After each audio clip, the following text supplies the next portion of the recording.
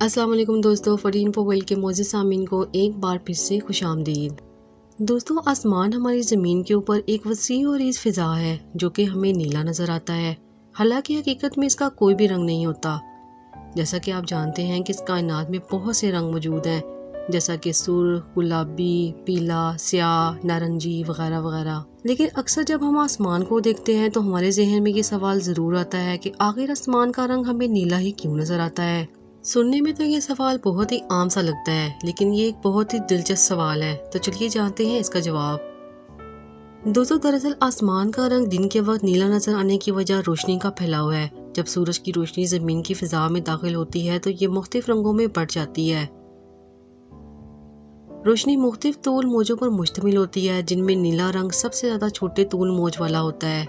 हमारे माहौल में मौजूद गैस के ज़रात नीले रंग की रोशनी को ज्यादा फैलाते हैं। इसके मुकाबले में दूसरे रंग की रोशनी ज़्यादा फैलती नहीं है।